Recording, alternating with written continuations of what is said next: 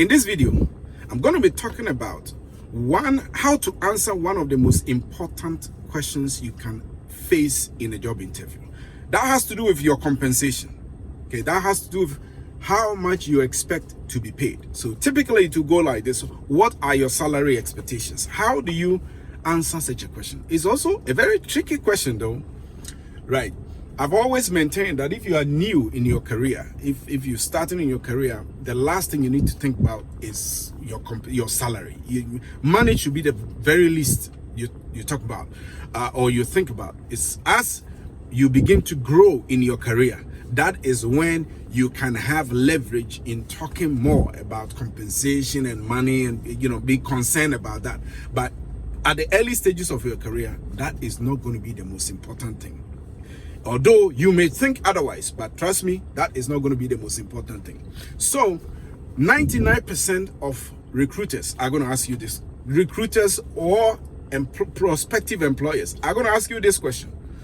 This question is so critical to ask if you are an employer. This question is so difficult to answer if you are an employee or prospective employee. The reason why an employer would want to know this is that it helps them weed out those that are outside of their budget very quickly.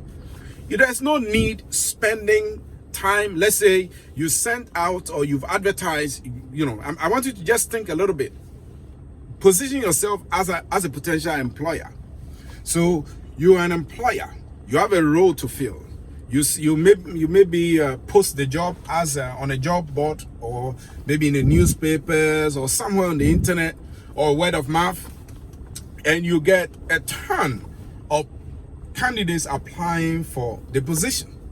One of the things that you quickly notice is that it's very daunting. Recruitment is very, very daunting, and it actually takes you away from your core function as a hiring manager. Maybe your job is, let's say, a finance manager or sales director.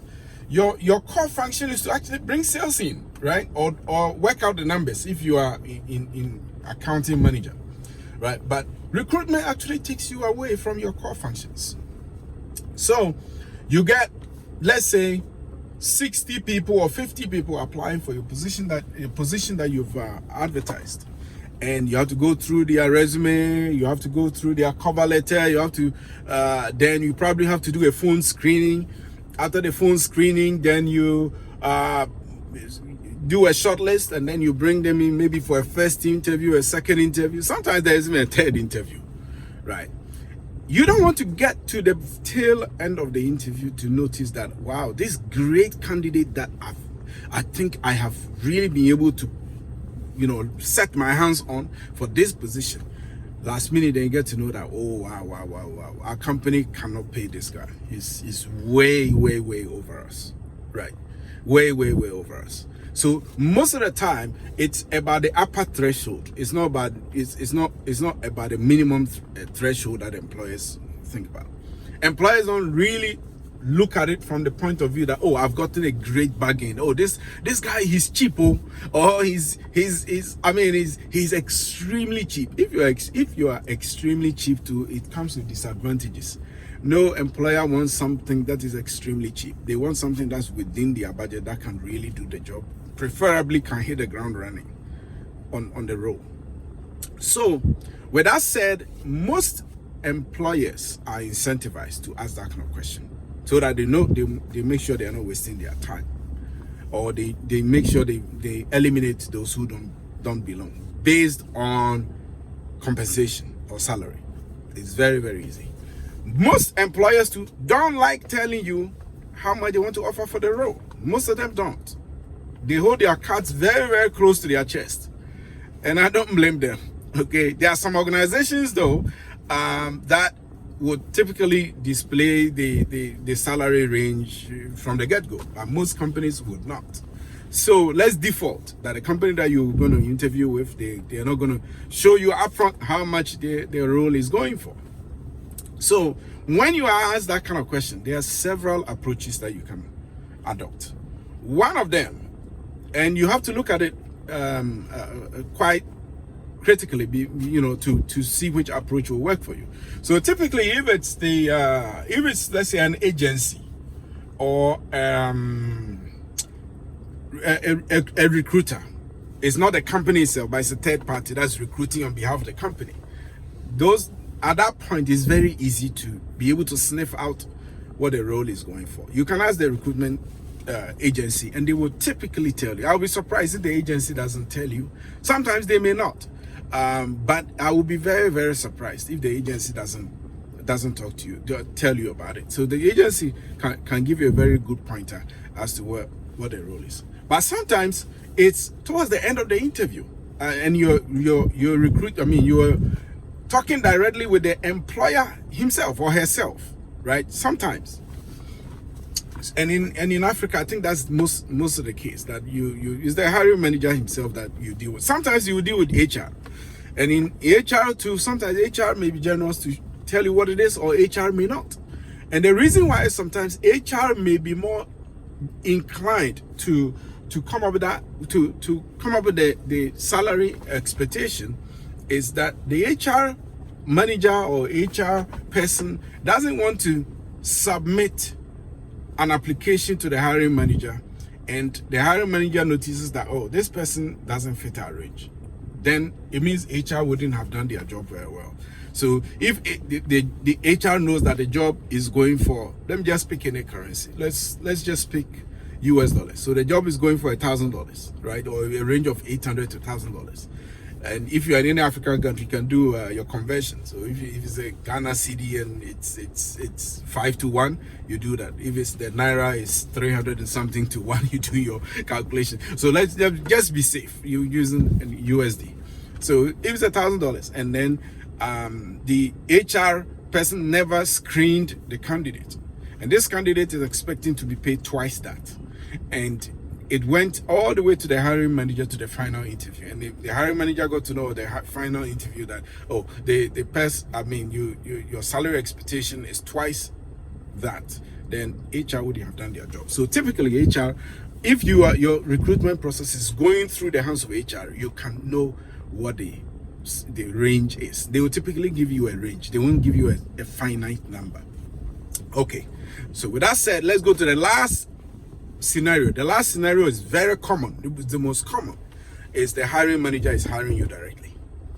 In that case, if it gets to that point where they ask you that kind of question, it's best not to answer. It's best not to give a number. It's always best that way. But sometimes they will press you. Look, I've been on both sides. I always press my candidates to get what they want. It's a bit, because it's advantageous for me as a hiring manager. But it's best to avoid answering that. But you don't have to make it as if you will not answer that. So one of the key things you could do is to research the role very well. Know the going rate of that role. You have to know. If you live in a country that you cannot, or is difficult to know, maybe ask a few people around.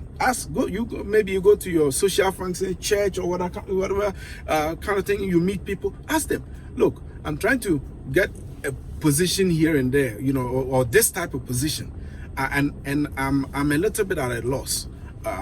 Can you point out to me what on average such a position will go for? If you talk to as many people as possible, you will begin to see a pattern, or you begin to see a trend. Okay, if you live in a developed country that publishes compensation data on a monthly basis or whatever it is, you'll be able to know them. For instance, if you are in America and you go to maybe Indeed.com, you'll be able to know what kind of salary ranges you are looking for based on the state that you are in, or the town or the city that you're in. Or another resource is Glassdoor. Glassdoor.com will give you that. But look, if let's say you're in Africa, there's no resource like that, then you have to use your social connections, maybe your schoolmates, to begin to get a feel of how these kind of roles they go for. Okay. Now, if you are pressed to the wall, which you will be, then the best way to answer it is to give a range. That look, I am very interested in working here. I'm very excited about this role. I would kind of want to leave the compensation bit to you, because I know that this is a reputable organization that will pay me at market rate, right? That will compensate me well based on what the market offers. I have no doubt about that. What I'm very excited about is the opportunity to work here, and I'm super excited to do that. And I know this is a reputable organization. Use that. This is a reputable organization that would pay me what the going rate of the market is. So I'm not really bothered about it. Then they may want to push you a little bit. If you know that you are being pushed to the end of the wall and there's nothing else you can do, then this is what you do. Based on the research that you've done, you give a range, but the range, let it be wide. Don't give a very small what do you call it? Is it delta? A small range. Don't give a small range or small deltas. Let the range or the delta be wider. So, for instance, if the role was $1,000 role or $2,000 role, let's stick to $1,000. It's easier. It's easier to wrap your mind around $1,000 role. And I'm not saying that any role you apply will give you that. There are roles that will give you $200 or $100. I've seen it all, but this is just an example so that understanding is easier. So let's say the role is $1,000 role, or 1,000, whatever your currency is. I'm only using dollars because it's a universal currency. Everybody watching this will understand it. So if it's $1,000 role, in your mind you want $1,000. I would rather position it this way: that look, I know I would, and I will still say what I said just a while ago. That look, I'm very excited about this position and what I can bring to this organization to make it better.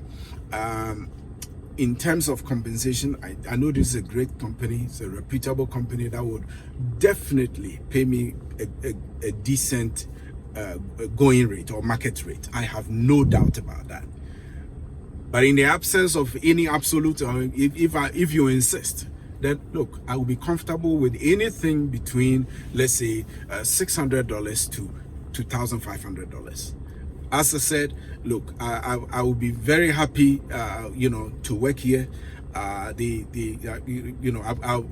will do my utmost best to make sure that my contribution here is felt. And I know that as I do that, your company will definitely pay me a going market rate that is fair, that is balanced. I have no doubt about it. I only gave those numbers because practically I'm being forced to give a number, and I think that range will work for us.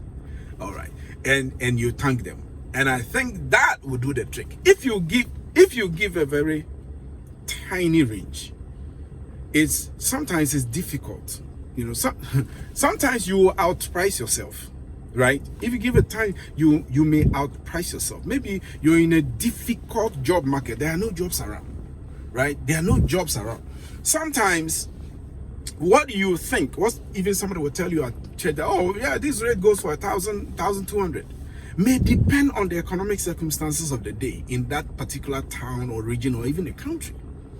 So if because somebody else is being paid that, you say, oh, I deserve that, I think what you need to erase from your mind is, I deserve that.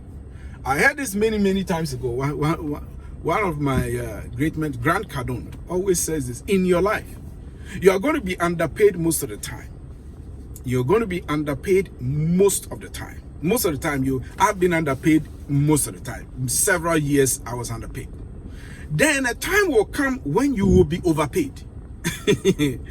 There is never going to be a time that you're going to be paid what you deserve. I have never been paid what I deserved.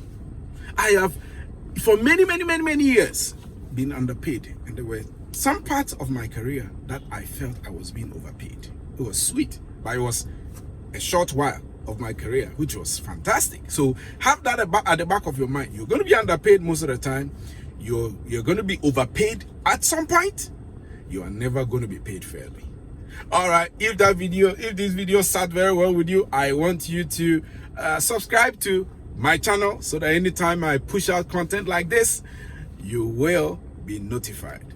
And I have another video here that I want you to watch that has to do with how do you answer the where do you find yourself in the next 5 years question. That's also a very tricky question. I have that video right here. I want you to watch it. Awesome. I'll see you again in subsequent episodes. Take care of yourself. Bye bye now.